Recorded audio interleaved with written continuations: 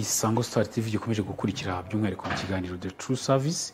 Ushobora kuba rufunguye insakazamashusho ya muri kano kanya reka nawe tuguyemo ikaze nyuma yo gutumikira abatumye natwinjije mu nsanganyamatsiko y'uyu munsi tugiye kurebaho aho turi kureba itangwa n'inozwa rya service mu bucuruzi bw'inyunganiramirire.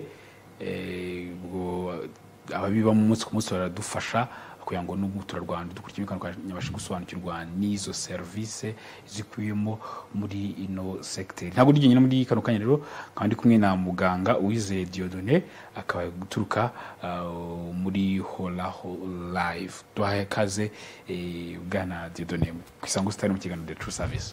Murakoze cyane turabashimiye. Yes, kirago ijambo ry'ikigo cyanyu ati Horaho Live umva ko ni ijambo ryiza rifite naho bihuriye na service zanyu umunsi ku munsi tubifuza nyango tubisanishe n'ino service ko tunareba iri zina ryabatekerejwe gute turi no bisanisha na service zanyu. Murakoze cyane. Ni izina rikomeye kandi ryatuvunye ariko cyane cyane riri mu nzozi zacu. Twifuzaga tujya kwita izina twifuzaga ikintu twakora cyafasha abantu kugira ubuzima bwiza mu buryo buri physical, mu buryo buri mental, mu buryo buri social, mu buryo buri emotional, ariko kandi bukaba n'ubuzima burambye. Ni ukuvuga ngo ubuzima burambye cyangwa buhoraho niko ubuzima bukomeza mu isi. Ni ukuvuga ngo abantu dufashije tubafasha base cyangwa bishingiye n'ubundi ku bintu bibaho bifite ubuzima cyane cyane n'ibimera. Kandi ibyo bimera nabyo bigakomeza kubaho. Ni ukuvuga ngo ni ubuzima baburengera ubudukikije ariko bukarengera n'ubuzima bw'umuntu mu buryo burambye yewe n'ubuzima bw'inyamaswa.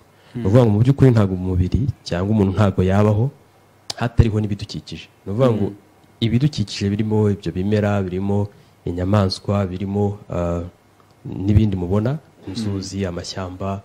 Ibyo bitariho bidafite ubuzima biragoye ko n'ubuzima bw'umuntu bubaho. Rero twagiye kwita iryo zina dushingiye ko tugomba kuza gufasha abantu kugira ubuzima burambye ariko n'ubuzima bugakomeza, cyane cyane twirinda gukora ibintu byangiza ubuzima bw'umuntu cyangwa se bwangiza n'ibidukikije.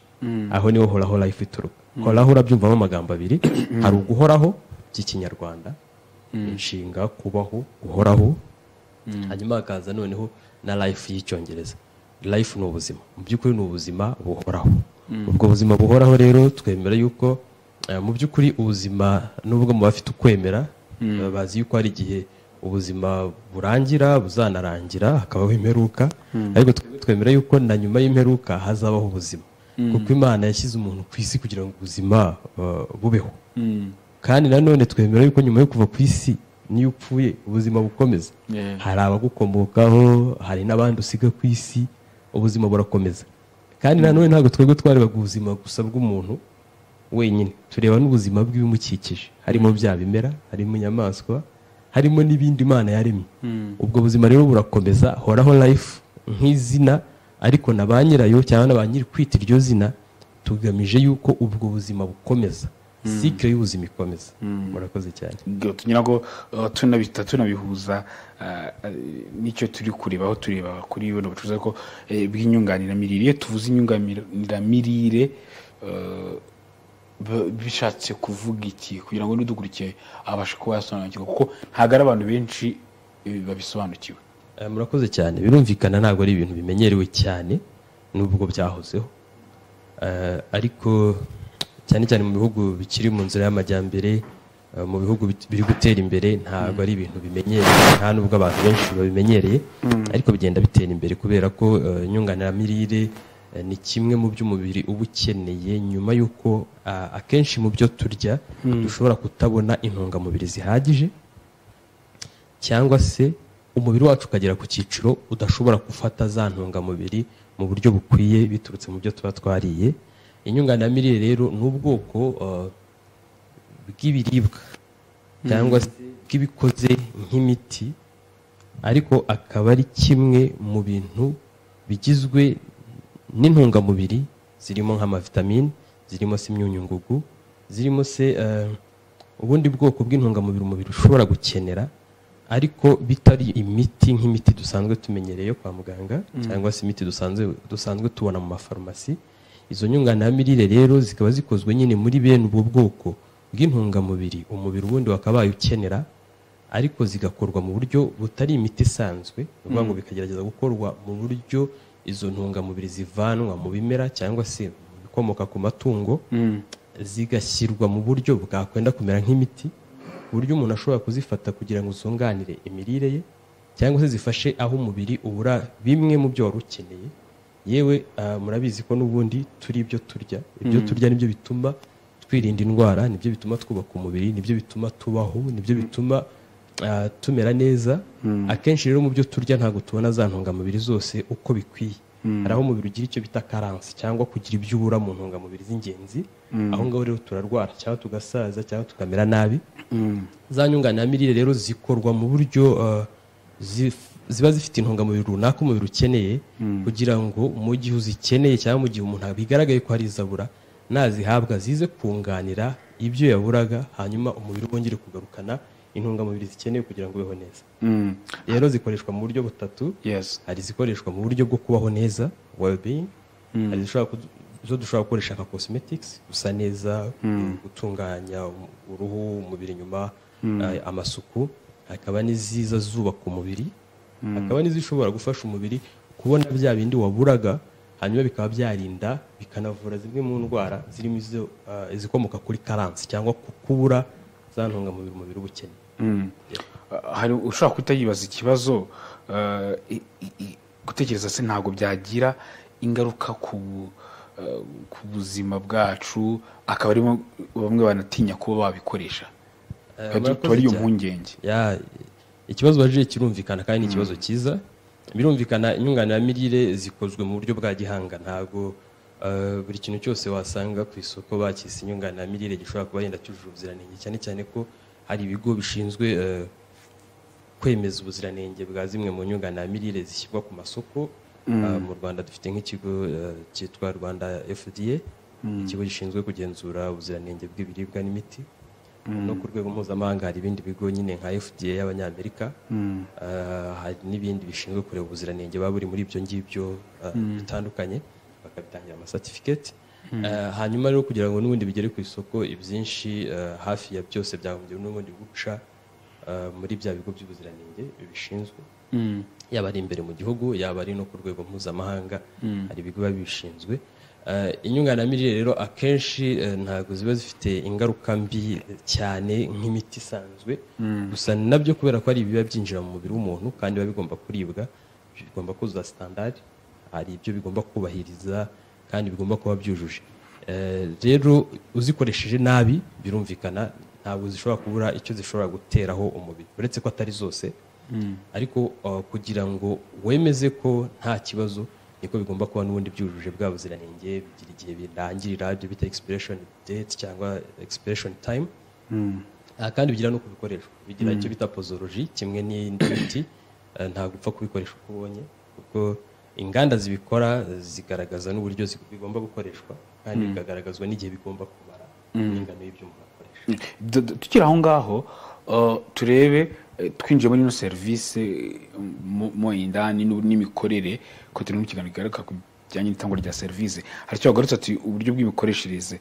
Hari ngewe uje ubagana nkamwe mutanga zino serivisi, hari ukubanza kumpima, hari ukubanza kuganirira nanjye ukareba ubuzima bwanjye buri ku kigero, ndabura iki, ndabura ibi n'ibi, ndabura calcium, ndabura amaraso, ndabura ibinure, ndabura iki, cyangwa mfite byinshi byagabanuka kugira ngo ubuzima bwanjye bugende neza. Hari gupimwa, hari kuganirizwa, hari no kumuha inyunganiramirire, ariko akanaganirizwa uburyo yakabikoresheje no gukurikiranwa byandi twamubwiye nika abyubahiriza mu kubikoresha, cyangwa yarabyibagiwe bikoresha uko yishakiye, abikoresha uko abyumva.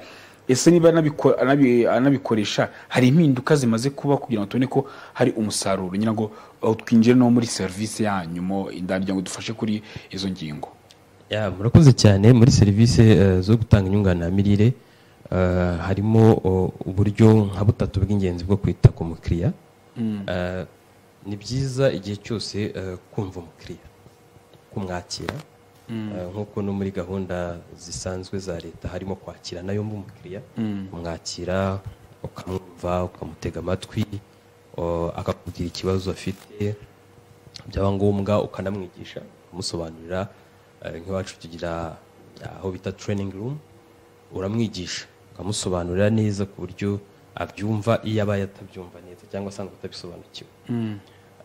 Ubwo ni uburyo bwa mbere dushobora kubanza kwakiramo umuntu, ariko hari n'umuntu ushobora kuza yarabaye recommended n'umuganga runaka wamwakiriye, akabona ko afite intungamubiri runaka abura, akaba yarasuzumwe na muganga runaka, medical doctor, umuspecialiste se, umunutritionist, akamubwira urabura iki.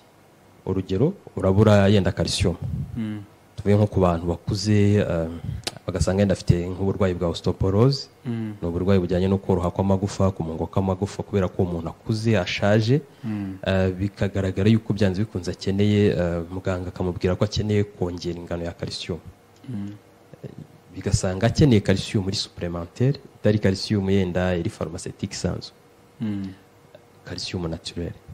Icyo gihe arayimwandikira nka ordonnance kwa muganga.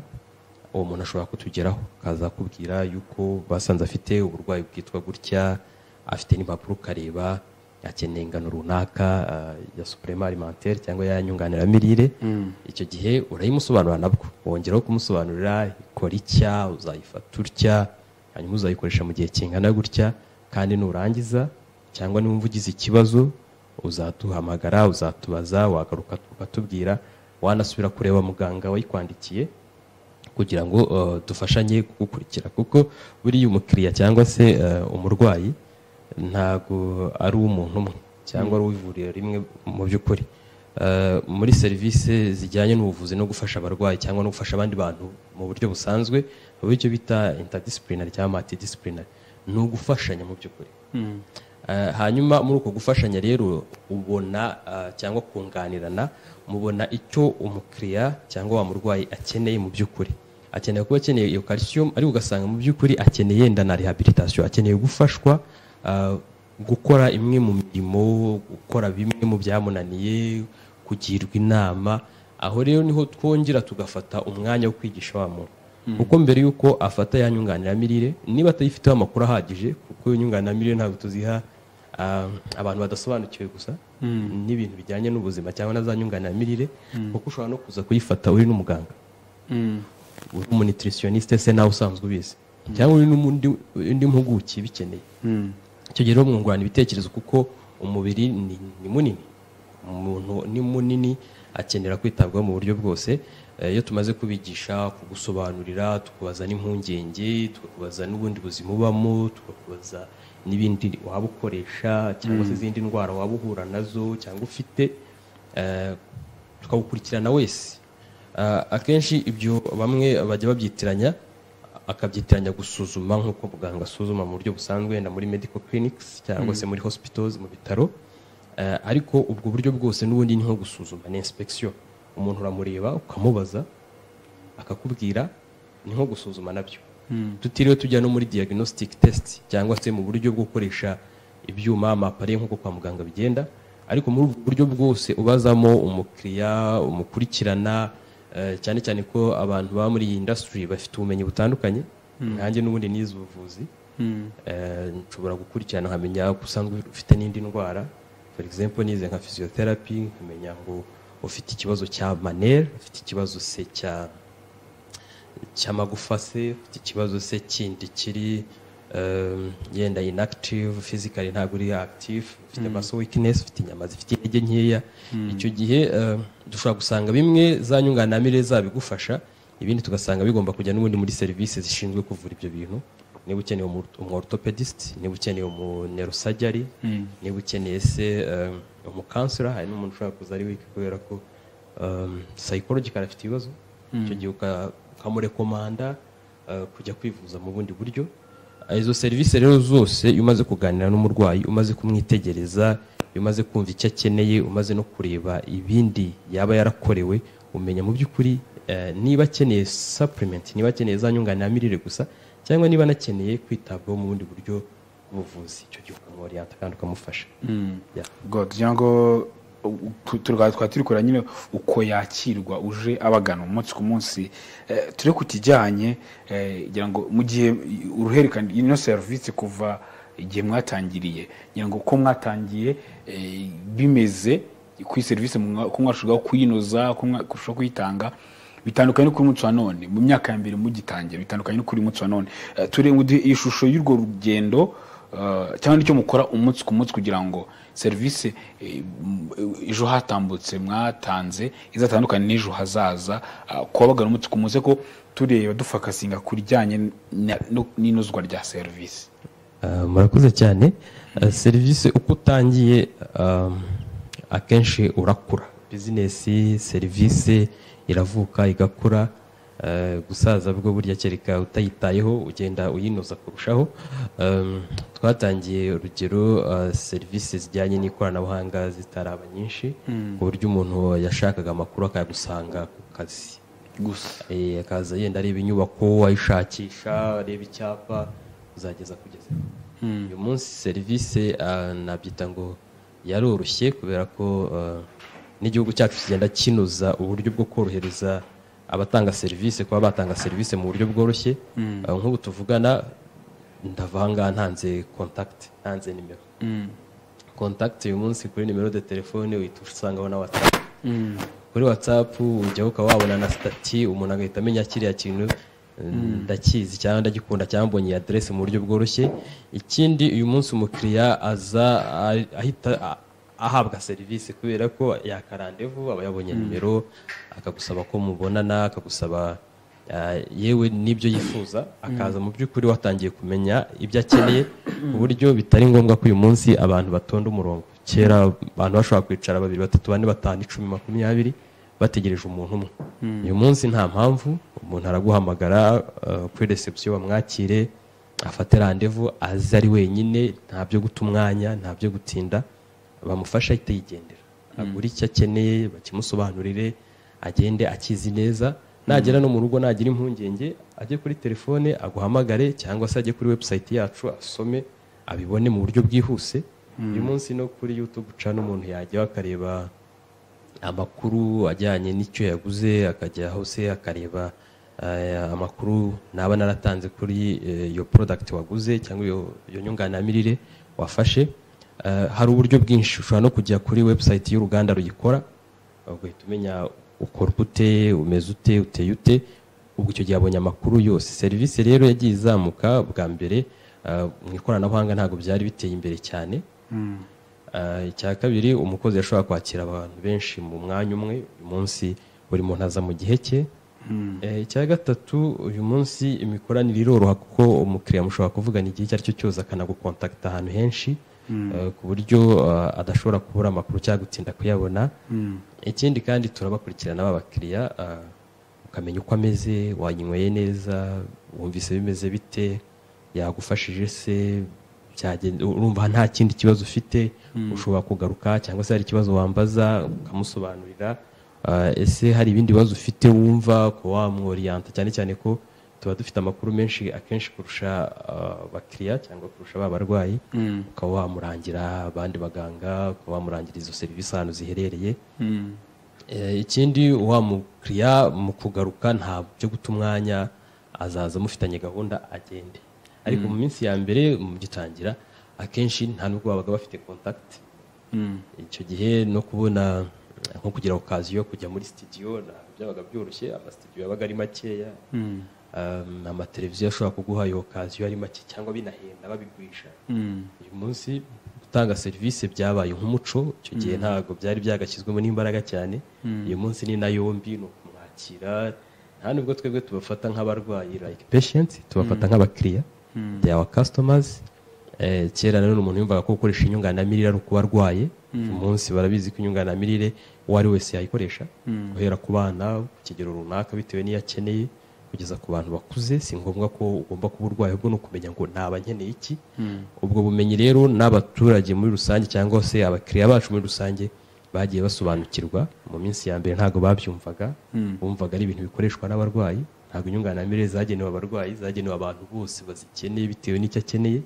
Ahari mujya mubibona, ushobora kubona umuzungu atambuka ukabona agapfunda agacupa agize utuninamira avuga se buriya ararwaye igihe ntabwo bivuga kurwara urugero nka vitamine C ushobora kuba uyikeneye ku kigero runaka ngo izazamura ubudahangarwa bw'umubiri wawe calcium ushobora kuba uyikeneye ku kigero runaka vitamine ushobora kuyakenera ubwoko bw'ibyayi tugira ushobora kukinywa hari ibifasha ubwonko hari ibifasha kugabanya umubyibuho hari ibifasha kumva umeze neza kandi biri pure natural kuko biba byarakuwe mu bimera nta n'ibindi bintu bongewemo ibyo rero nyuma y'uko abantu babimenya uyu munsi biroroshye umuntu nta nubwo yirirwa atakaza umwanya cyane abaza n'amakuru menshi kuko amenshi aba yanayabonye ushobora kujya kuri website yaba izi nganda zizikora yaba website ya company yacu yaba kujya kuri YouTube channel yaba mu kiganiro nk'uko akaba afite amakuru urumva uyu munsi byateye imbere cyane ugereranyije na mbere abantu bagenda babimenya kurushaho kuruta mbere abantu bagenda banarushaho kwikunda nabyita gukunda ubuzima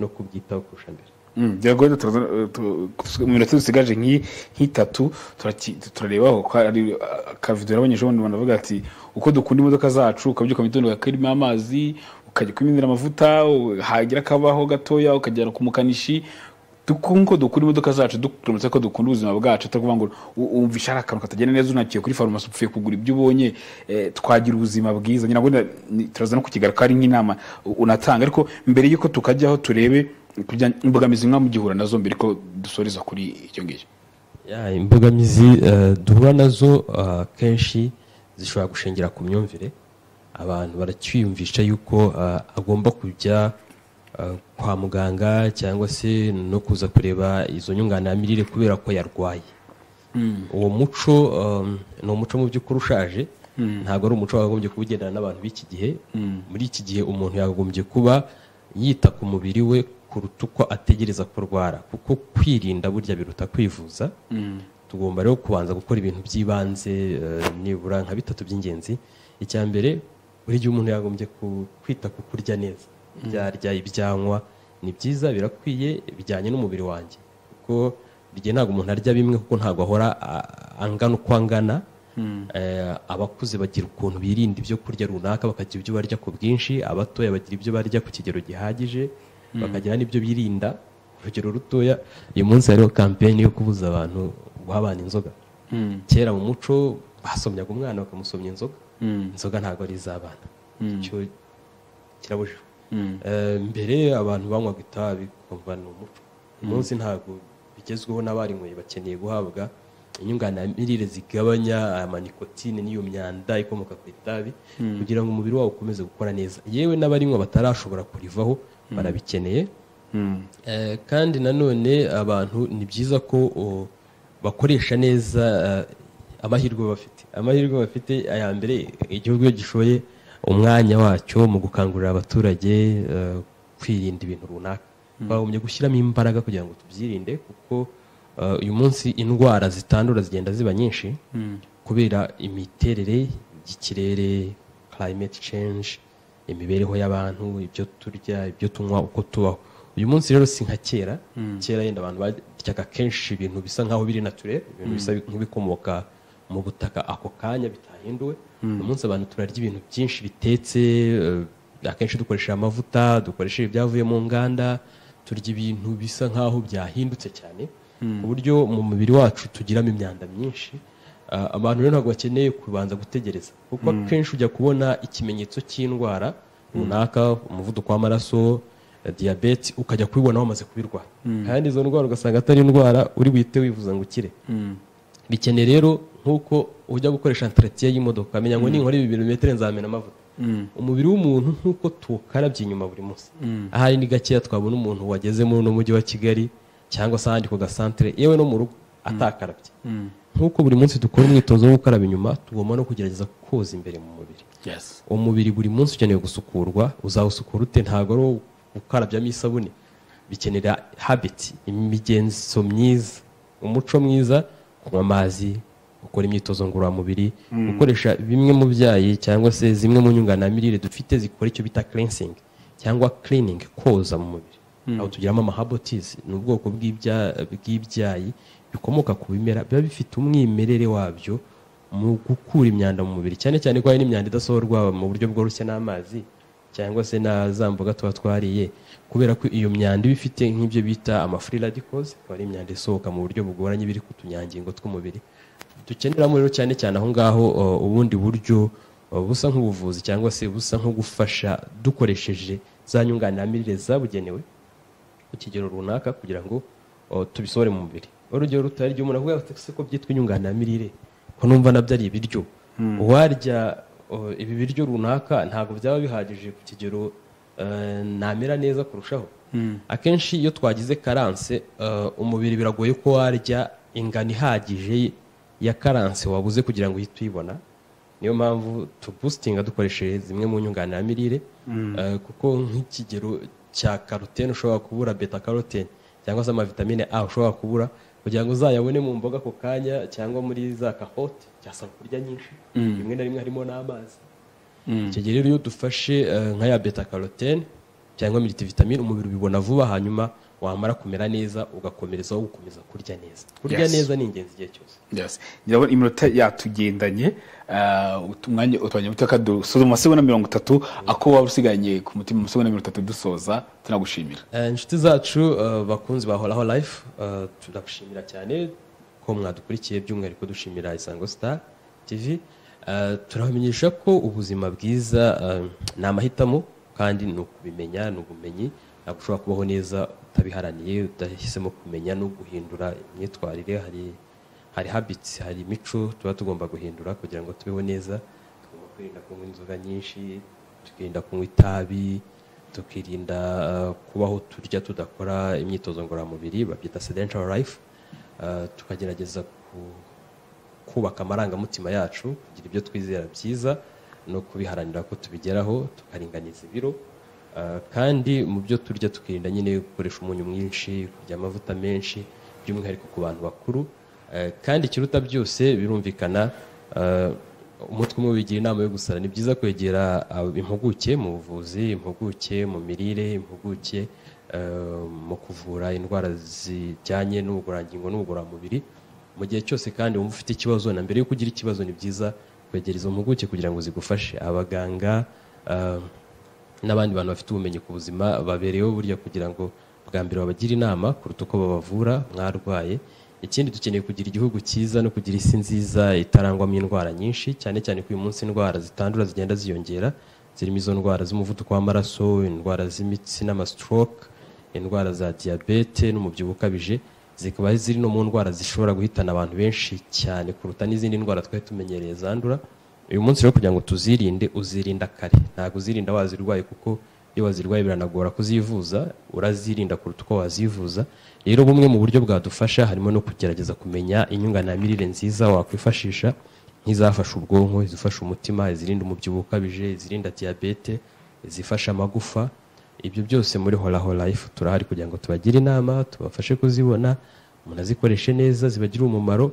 Hanyuma kandi gukora siporo nabyo tubagiramo inama, tukababwira nuko mwagira ubuzima bwiza buzira umuze. Horaho Life dukora mu mujyi wa Kigali kwa Rubangura, ni muri etaje kwa Rubangura mu mujyi nyine, muri etaje 3 umuryango 302. Anaduhamagara kuri 0788 669 88 ikaze. Ubuzima bwiza niyo ntego. Murakoze. Yasurakoze cyane, katubwiza tumukomeza no kubwira ati na karibu ku Isango Star.